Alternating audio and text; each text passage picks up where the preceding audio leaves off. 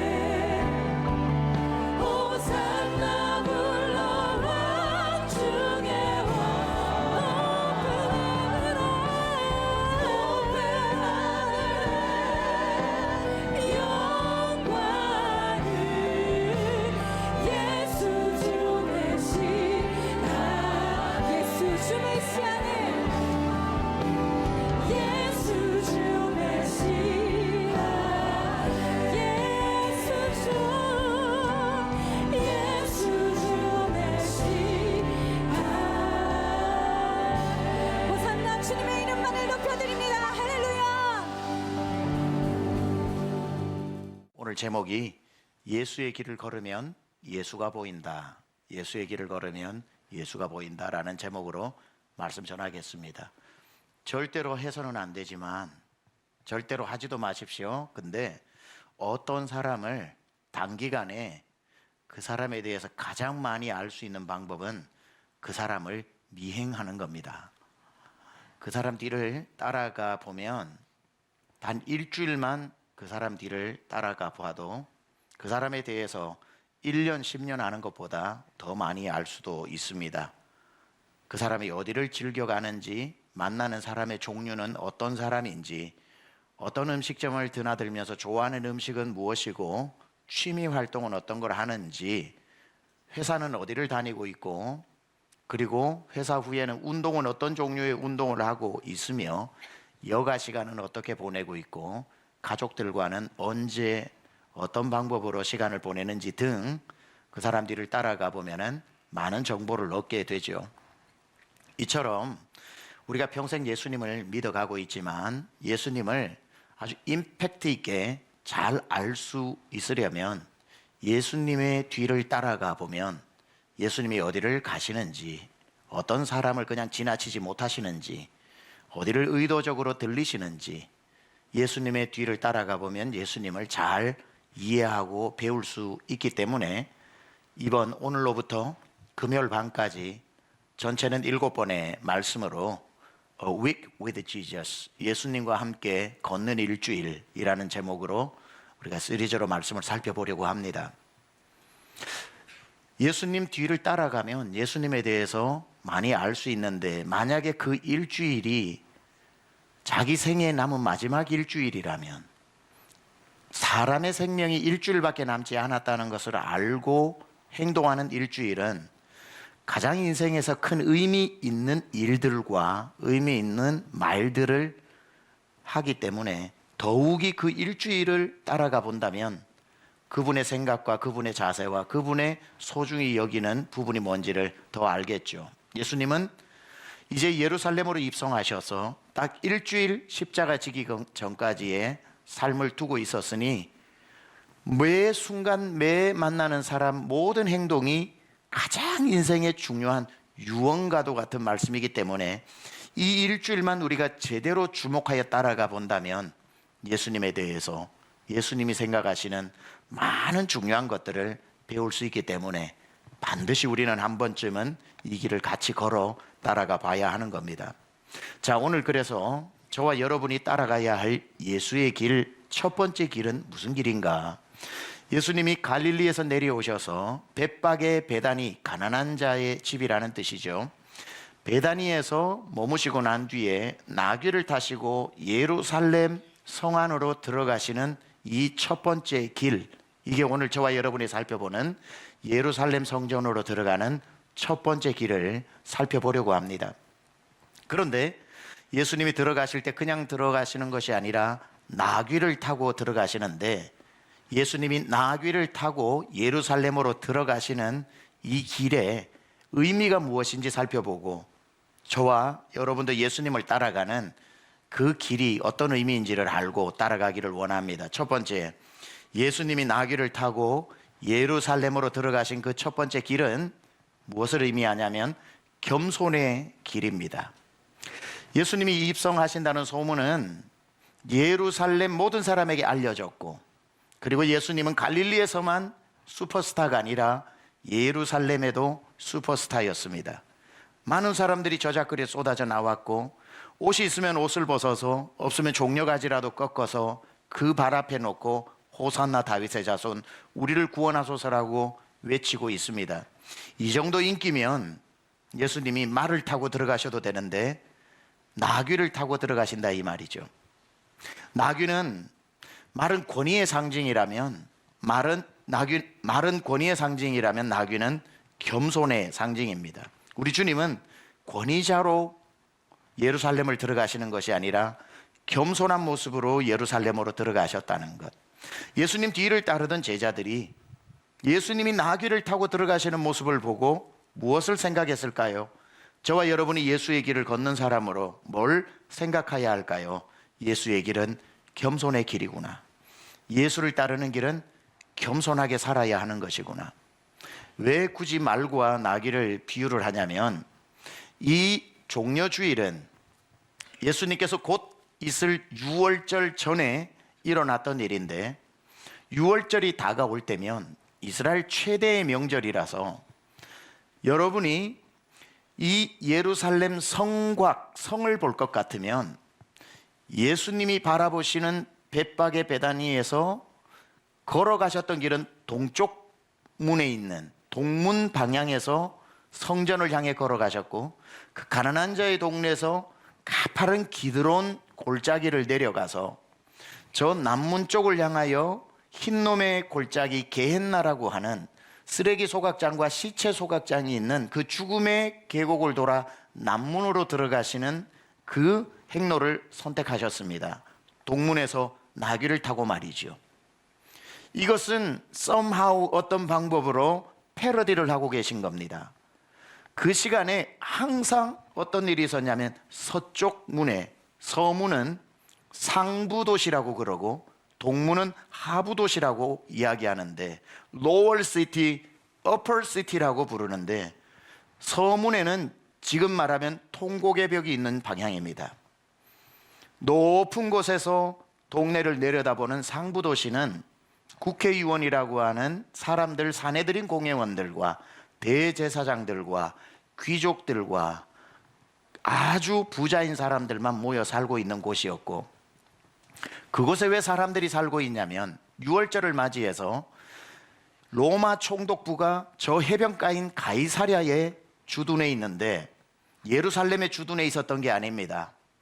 빌라도가 유월절이 되면 말을 타고 병사들을 이끌고 그 많은 사람들이 예루살렘으로 절기를 지키기 위해 모일 때 치안을 위해서 예루살렘으로 옵니다.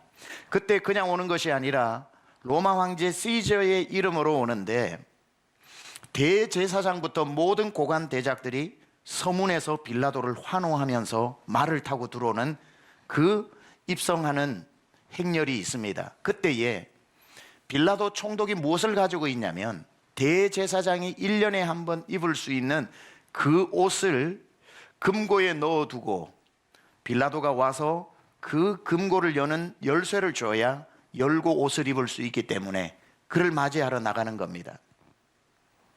6월절 전 정확히 종려주일 그날 서문에는 좋은 옷 입은 사람, 가장 성공한 사람, 가장 최고의 사람들이 말을 타고 들어오는 빌라도를 환호하고 있는 그 순간에, 동문에서는 언감생신 서문에 기웃거리지도 못하는 사람, 높은 도시가 아닌 낮은 골짜기에서 살고 있는 가난한 사람, 눈물 흘리는 사람, 마을지눌 사람, 경계선에 서 있는 소외된 사람들, 한 번도 눈길조차 받아본 적이 없는 그곳에 예수님은 말이 아닌 나귀를 타고 입성을 하며 그들 한가운데로 지나가시며 스며들고 있었다는 거죠. 예수님이 뭘 말씀하시는 겁니까?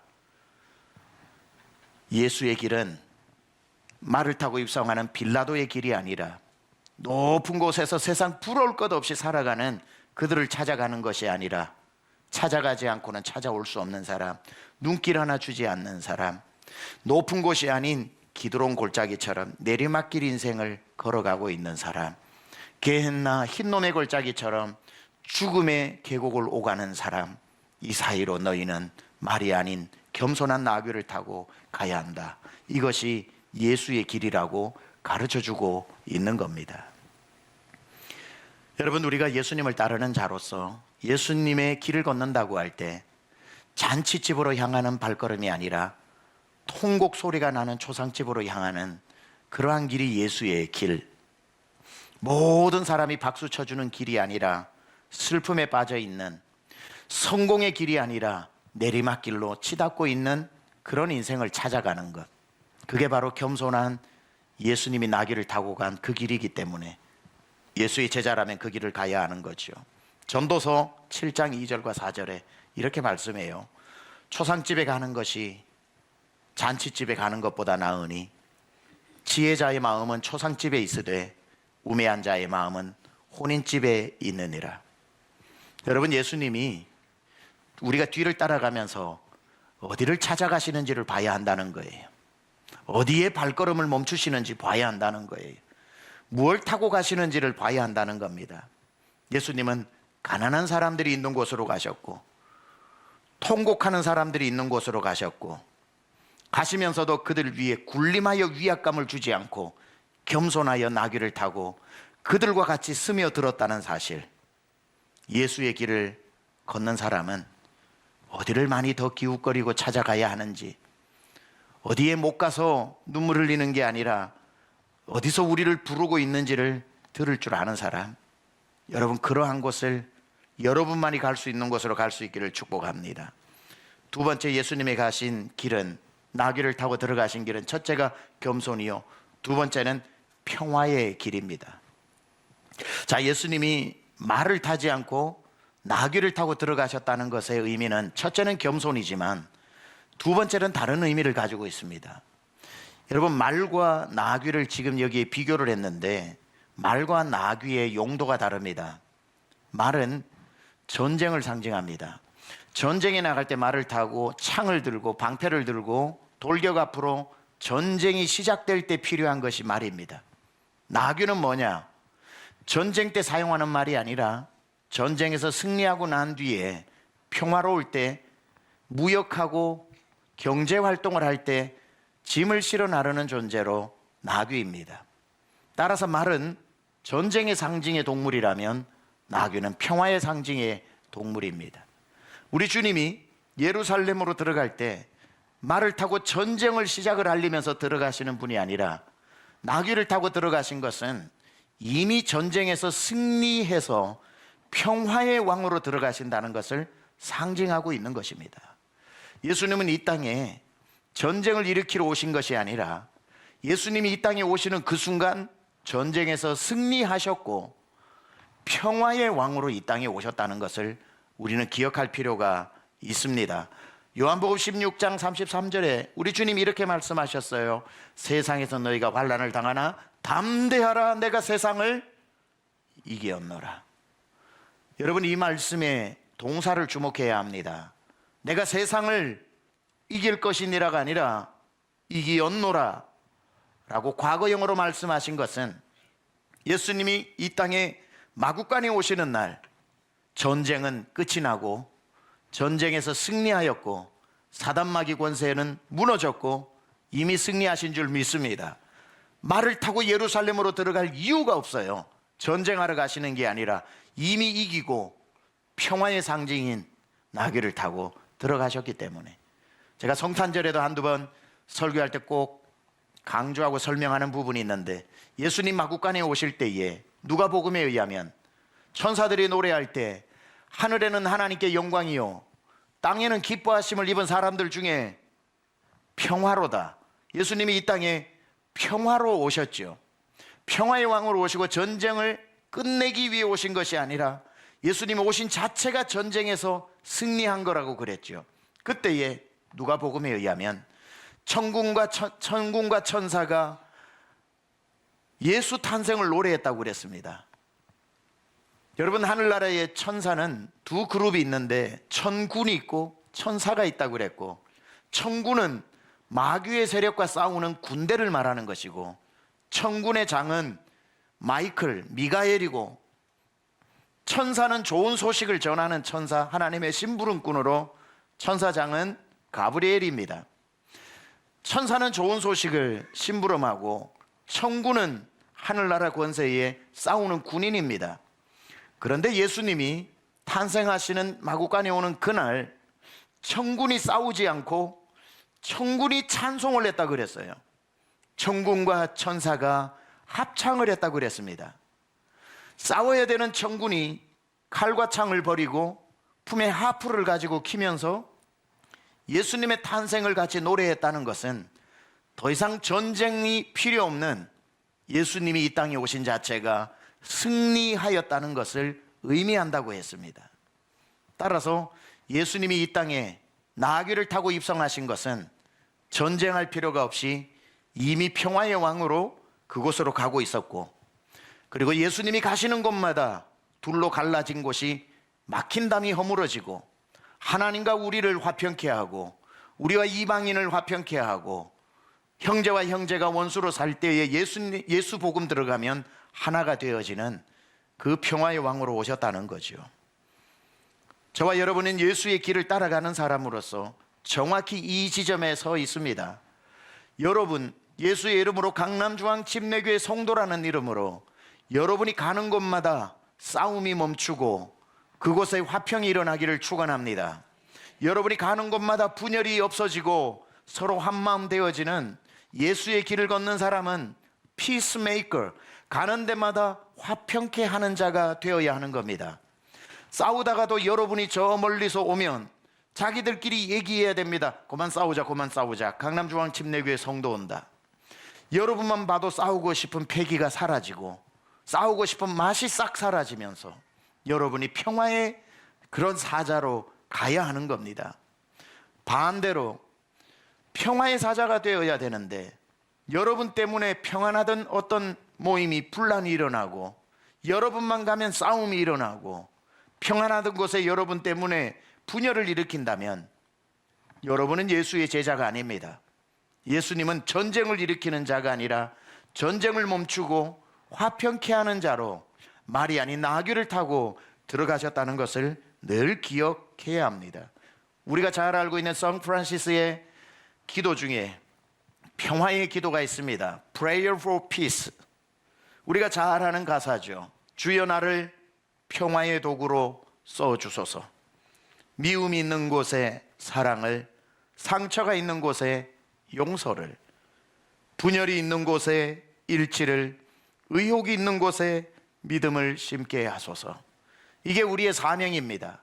주여 나를 분열의 도구로 써주소서가 아니라 평화의 도구로 써주소서. 반대로 살아간다면 사랑이 있는 곳에 여러분이 가면 미움이 시작되고 용서가 있는 곳에 여러분이 가면 상처가 시작되고 일치가 있는 곳에 여러분이 가면 뾰족뾰족 가시가 돋아 분열이 일어나는 것이 아니라 주여 나를 평화의 도구로 써주소서. 예수님 가는 곳마다 둘이 합하여 하나가 된 것처럼 중간에 막힌 담을 허시고 둘을 하나로 만드신 것처럼 예수의 길을 걷는 사람은 말을 타고 군림하여 분란 일으키고 전쟁 일으키는 존재가 아니라 전쟁이 종식되어지고 여러분 한 분만 있어도 회사가 평안하고 여러분 한 분만 있어도 가정이 평안하고 가는 곳마다 둘이 합하여 하나가 되는 화평의 통로 되시기를 축원합니다. 예수님이 가신 세 번째 길은 어떤 길인가? 첫 번째가 뭐라고요? 나귀를 타고 가신 그 길은 겸손의 길이요. 나귀를 타고 가신 두 번째 길은 평화의 길이고 세 번째 예수님 예루살렘으로 가신 이 길은 희생의 길입니다. 예수 믿는 건 희생하기 위해서, 아니 희생을 각오하고 믿는 거죠. 예수님 나귀 타고 가시는 뒷길을 따라갔던 이 제자들이 박수를 쳤던 이유는 이제 예수님이 성 안으로 들어가서 성 안의 성전 옆에 있는 헤롯 궁에 드디어 헤롯 가문을 몰아내고 로마를 쫓아내고 예수님의 종착역이 궁전 안에 보좌인 줄 알고 따라갔으나 예수님의 종착역은 보좌가 아니라 그걸 그냥 지나쳐 중죄인들이 달려 죽는 골고다 언덕 십자가가 예수님의 종착역이었다는 것을 보고 제자들이 너무나도 놀랐던 거죠. 예수님은 예루살렘으로 들어가는 길이 전쟁하여 죽이러 들어가는 길이 아니라 죽으러 들어가는 길이었습니다. 자기를 죽여 우리를 살리기 위한 희생하러 들어가는 것이었습니다. 우리를 다 죽이고 자기가 왕이 되는 길이 아니라 자기가 죽어 우리를 다 살리는 희생의 길, 왕궁 안에 보좌가 종착역이 아니라 아무 일도 없다는 듯이 그 미련을 버리고 그 유혹을 버리고 골고다 언덕까지 가셨던 그곳이 종착역이었다면 저와 여러분 예수의 길을 걷는 사람도 종착역은 마찬가지로 십자가 골고다 언덕이라는 겁니다. 환호성과 박수를 받는 영광의 자리가 아니라 희생의 자리라는 거죠. 예수님을 많은 사람들이 따르기 시작을 하니 예수님이 좀 불안해졌습니다. 이 사람들이 날 따르는 이유는 내가 왕이 되고 임금이 되는 줄로 알고 따라오니까 예수님의 얼음장을 좀 놔야 되겠다 하고 뒤를 돌아보며 많은 500의 형제들이 따르는 것을 보고 이야기합니다. 왜 나를 따르느냐? 너희는 왜 나를 따라오느냐? 내가 혹시 임금 되기 위해서 너희가 나를 따라오느냐? 나는 십자가 지러 가는 길이다. 누구든지 나를 따라오려거든 너희도 십자가를 지고 날 따라와야 된다. 이에 예수께서 제자들에게 이르시되 누구든지 나를 따라오려거든 자기를 부인하고 자기 십자가를 들고 나를 따를 것이니라. 십자가 지고 골고다 언덕까지 가야 된다는 말을 하니 성경은 그때부터 많은 이들이 예수를 떠나가더라 그랬고 12 제자를 보고 예수님이 묻습니다. 왜 너희도 가려느냐? 그때 한 제자가 얘기합니다. 영생의 말씀이 여기에 있사온데 우리가 어디로 가오리이까? 여러분, 그 어마어마한 로마 병정이 결국 예수 믿는 제자들을 못 이긴 이유를 아십니까? 예수의 제자들이 자기 스승 예수처럼 십자가를 지고 예수를 따라가거든요. 여러분, 그 십자가, 나를 따라오려거든 자기 십자가를 져야 된다고 그랬는데 여러분 지금 앉아있는 여러분 등에 보이지 않는 십자가 있는 거 아시나요? 예수의 제자들 뒤에도 보이지 않는 십자가가 있었습니다. 예수쟁이들이 왜 무서운 줄 아세요? 그 십자가는 사형틀입니다. 자기가 달려 죽는 사형틀을 아예 죽을 각오를 하고 언제 죽어도 좋다고 자기 사형틀을 짊어지고 가는 사람은 세상이 못 이겨요. 로마 병정도 못 이겨요. 싸움은 MMA 종합 격투기를 마스터한 사람이 이기는 게 아니라 죽자고 덤비는 사람이 제일 무서워요. 죽자고 덤비는 사람은 못 이깁니다. MMA 기술을 걸어도 이빨로 물어 뜯어서라도 결국은 이깁니다. 예수쟁이들이 무서운 이유는 자기 스승이 그러했던 것처럼 희생의 길, 많은 사람들이 십자가를 세워놓고 내 원수를 매다는 용도가 아니라 희생하여 너를 살리기 위해 나를 매다는 말도 안 되는 그 십자가를 짊어지고 가는 그 길이 예수의 길. 여러분, 어디를 가든지 여러분 등 뒤에는 십자가가 있고 희생을 하는 십자가, 누구든지 예수님의 제자라는 뜻은 어느 모임에서든지 제일 먼저 희생할 사람 손들어라 그랬을 때 손을 들 줄 아는 사람, 어려운 일 만났을 때 제일 먼저 생각나는 사람, 많은 사람을 살리기 위해 손해볼 줄 아는 사람, 이게 예수님의 길을 걸어가는 희생의 십자가를 짊어지고 가는 사람입니다. 모든 사람에게 자기 십자가가 있다 그랬어요. 옛날에는 절이 산에 많았는데 산에도 신도들이 잘 안 찾아오니까 불경기가 온 것 같아요. 그래서 절이 도심 한가운데로 많이 내려왔죠.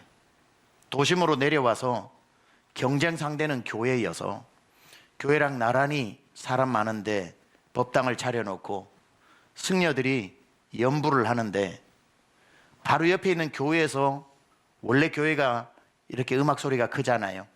찬송가 소리가 너무 크니까 연부를 하는 승려들이 나무아미 타부를 해야 되는데 자꾸 음률이 예수님 찬양으로 바뀌어가지고 이게 너무 난처해진 겁니다.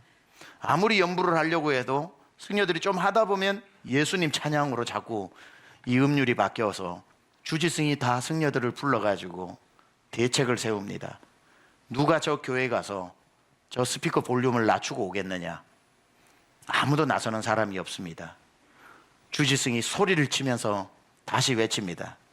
아무도 갈 사람이 없단 말이냐? 누가 가서 저 볼륨을 내리고 오겠느냐? 그러니 할 수 없이 뒤쪽에 있던 한 승려가 손을 들면서 이렇게 얘기합니다. 스님, 제가 십자가를 지겠습니다. 그렇게 이야기를 했다고 합니다. 세상 모든 사람 저마다 져야 할 십자가 있습니다. 하물며 예수를 따르는 우리가 지고 가야 할 십자가가 왜 없겠습니까? 아무도 하기 싫을 때 제가 하겠습니다. 가장 희생해야 될 때 제가 해보겠습니다. 어려운 일 만났을 때 여러분 얼굴 제일 먼저 떠오른다면 여러분은 누가 뭐라도 예수의 제자 맞습니다. 예수를 따르는 길은 넓은 길이 아닙니다. 박수 받는 길이 아닙니다. 출세의 길이 아닙니다.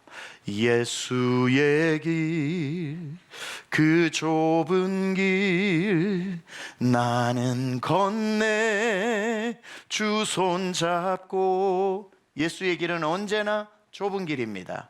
예수의 길은, 그분은 항상 좁은 길로만 가십니다. 그분은 언제나 험한 길로만 가십니다. 그래서 예수를 따른다는 것은 쉬운 일이 아닙니다. 예수님은 진작부터 말씀하셨습니다. 좁은 문으로 들어가라. 멸망으로 인도하는 문은 크고 그 길이 넓어 그리로 들어가는 자가 많고, 생명으로 인도하는 문은 좁고 길이 협착하여 찾는 자가 적음이라. 두 갈래 길이 있거들랑 예수님이라면 어느 길로 가셨을까 생각할 때 무조건 좁은 길을 선택하십시오.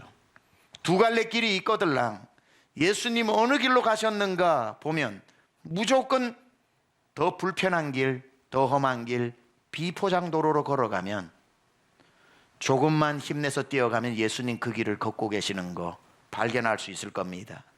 예수님을 따르는 사람은 이기는 자가 아니라 져주는 사람, 희생하는 사람입니다. 예수님을 따르는 사람은 상대방에게 희생을 강요하는 사람이 아니라 그를 살리기 위해 내가 희생하는 사람이고, 예수님을 따르는 사람은 용서받기를 기다리는 사람이 아니라 잘못 1도 안 해도 내가 먼저 미안하다 말할 수 있는 사람, 그것이 좁은 예수의 길을 걷는 사람의 자세입니다. 얼마 전에 제가 집회를 갔다가 중직자 세미나를 하는데, 목자, 리더, 그 교회, 큰 교회 본당에서 많은 분들을 앉혀놓고 섬기는 리더가 되십시오, 희생하는 목자가 되십시오, 먼저 용서하고 먼저 미안하다고 말하는 목자가 되십시오, 그 말씀을 전하다가 한 25년 정도 동안 단 한 번도 부르지 않았던, 그러나 신학교 시절에 너무 많이 부르다가 주님께 죄송해서 울면서 끝까지 못 불렀던 찬송이 생각이 나서 그 집회 중에 그냥 생각날 때까지만 불러야지 하고 불렀는데 끝까지 부르게 된 찬송이 있습니다. 집에 와서 그 찬송을 기타를 들고 다시 불러보니 20몇 년 동안 한 번도 부르지 않았다는 사실에 깜짝 놀라게 되었고, 갑자기 주마등처럼 그때 전도사 시절이 떠올랐습니다. 주말 사역 힘있게 감당하고 신학교 기숙사에 와 있으면 기진맥진에 있다가 주말 사역을 하나하나 복기해 보면서 참 마음이 쓰라렸던 기억들이 많이 있습니다. 열심히 하고 있는 주일학교 선생님에게 전도사가 좀 져주어도 되는데 성도 이겨서 뭐 한다고 끝끝내 이겨먹은 그 모습이 너무 부끄럽기도 하고, 아무것도 아닌 것에 자존심 걸어서 져도 되는데 이겼던 그 모습이 갑자기 돌아보면 너무 한심했던, 그래서 부르다가 다 못 불렀던 그런 찬양이었단 말이죠. 내가 먼저 손 내밀지 못하고, 내가 먼저 용서하지 못하고, 내가 먼저 웃음 주지 못하고 이렇게 머뭇거리고 있네. 그가 먼저 손 내밀기 원했고, 그가 먼저 용서하길 원했고, 그가 먼저 웃음 주길 원했네. 나는 어찌 된 사람인가. 오 간교한 나의 입술이여, 오 더러운 나의 마음이여, 왜 나의 입은 사랑을 말하면서, 왜 나의 마음은 화해를 말하면서, 왜 내가 먼저 져줄 수 없는가, 왜 내가 먼저 손해볼 수 없는가. 오늘 나는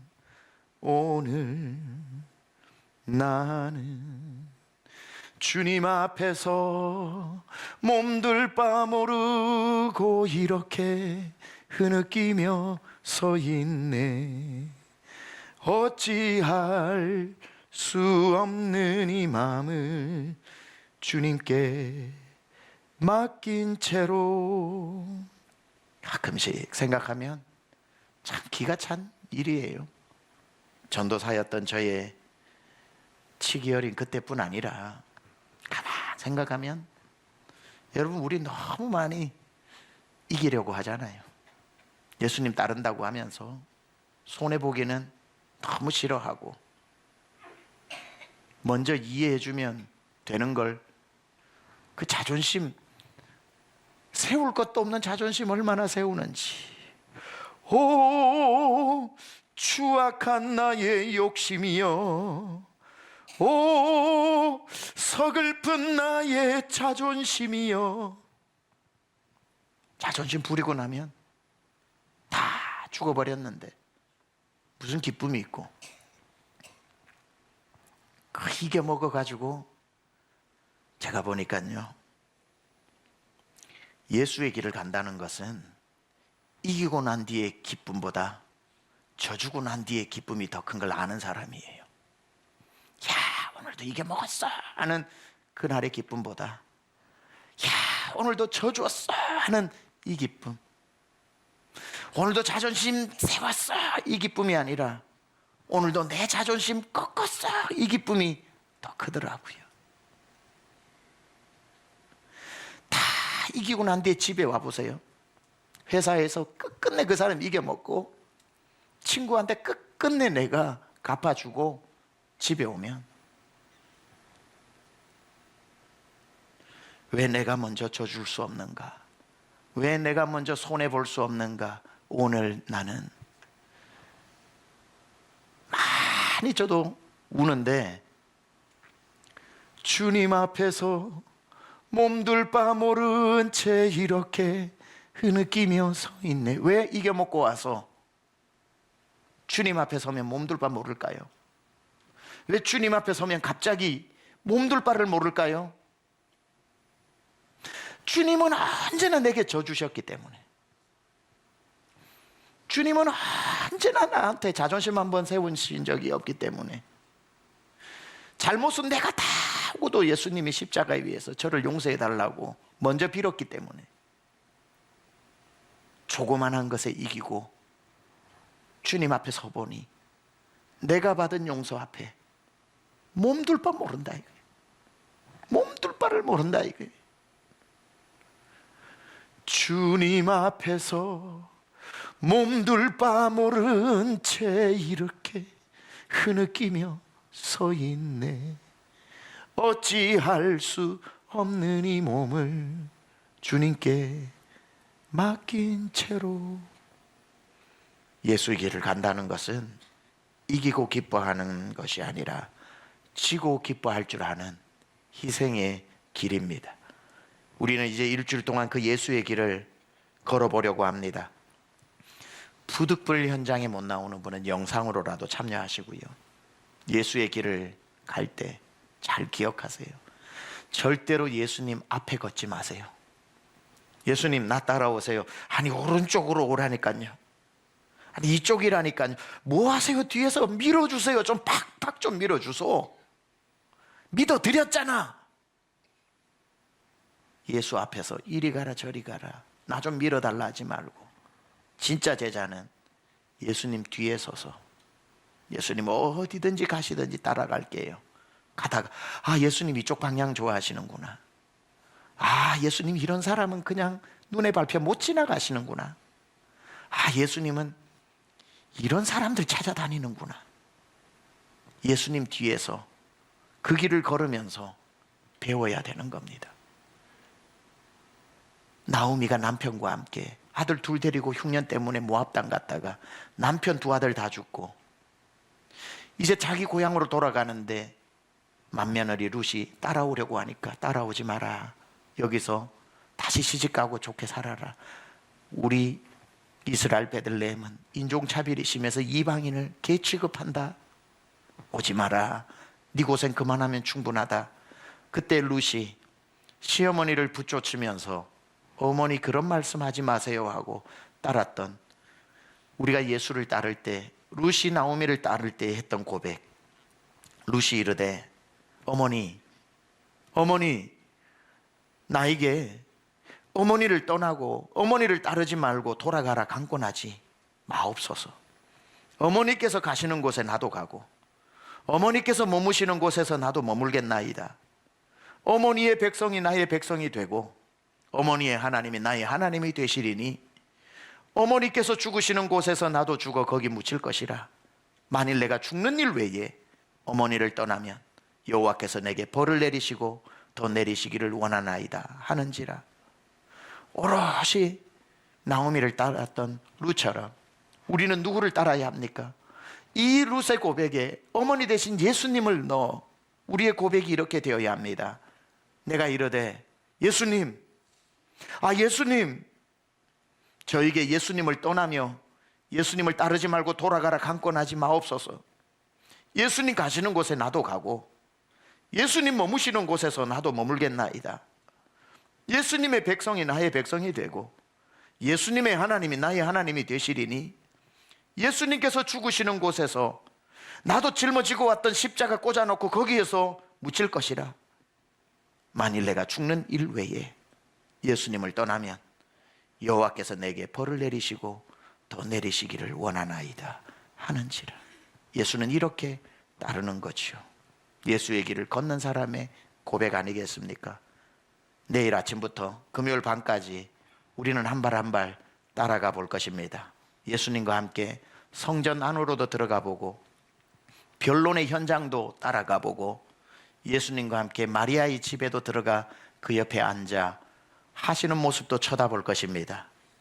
예수님 마지막으로 기도하시던 겟세마네 동산에도 따라 올라가 그 옆에서 그 기도 소리를 들으며 어떤 기도가 땀방울을 핏방울로 만들었는지도 들어볼 것이고 마지막 만찬 자리에도 앉아 마지막 가르침에도 귀를 기울여 보고 급기야 마지막 예수님 오르셨던 골고다 언덕까지 따라가서 예수님 십자가 달리실 때 우편 강도처럼 그 옆에 서서 마지막 긴 호흡으로 내뱉으시는 거친 호흡 소리와 그 음성도 들어볼 참입니다. 이렇게 예수님의 뒤를 따라가다 보면 내 눈에 주님 안 보여도 이제 예수님 어디로 가셨을지, 어디에 머무실지, 누구 앞을 그냥 안 지나치셨을지, 누구를 어떻게 대하셨을지 자연스럽게 알게 되면서 우리 남은 인생도 그 예수의 길을 다 걷게 될 것입니다. 믿음의 경주를 완주해내는 저와 여러분 되기를 주님의 이름으로 축원합니다. 주님, 예수의 길은 험한 길이지만 좁은 길이지만 1000번 만번을 생각해도 다른 길은 없습니다. 이 길만큼 영광의 길도 없고 이 길 외에는 생명의 길도 없고 아무리 겸손한 나귀를 타고 아무리 내리막길을 걸어도 저는 다른 길보다 그 길을 따라가겠습니다. 주님 가신 길이 가장 귀한 길이고 주님 가신 길이 가장 안전한 길이고 주님 가신 그 길이 가장 영광스러운 길이기 때문에 우리가 한 사람도 길 잃고 헤매거나 따라가다 낙심하여 머물거나 뒤돌아서는 사람 없이 그 길을 완주하게 하여 주옵소서. 주님, 예수님 따르다가 주저앉아 있는 성도 손을 힘있게 잡아주시고 다시 일으켜 그 길을 반드시 완주하게 하여 주옵소서. 예수님의 귀하신 이름으로 기도드렸사옵나이다. 시작된 예수의 길을 바짝 붙여차 따라가게 하여 주셔서 주님, 그 길에서 한 사람도 이 중에 낙오하는 이 없고 신앙에서 이탈되는 이 없고 평생 믿음의 길을 완주하게 하여 주시고 혹시 어려운 일 만나 쓰러져 있는 성도 있다면 주님 꼭 그 손 잡아 끝까지 완주하게 하여 주시며 생명의 길, 예수의 길, 살리는 길, 평화의 길, 겸손의 길, 희생의 길 기꺼이 걸어가 주님 면류관 주실 때 받았을 때까지 이 경주를 완주하는 모든 믿음의 권속되게 하여 주옵소서. 이제는 우리 주 예수 그리스도의 은혜와 하나님 아버지의 놀라우신 사랑하심과 성령님의 감화감동 내주교통 역사하심이 오늘 주 앞에 나와 예배하며 은혜 받고 예수님의 길을 걷기로 결단하고 다짐하고 은혜 받은 심령들과 사랑하는 우리 대한민국과 모든 교회들과 선교지 위에와 이 땅에 고난받는 모든 백성들 머리 위에 지금부터 영원토록 함께하옵시기를 간절히 축원하옵나이다. 아멘.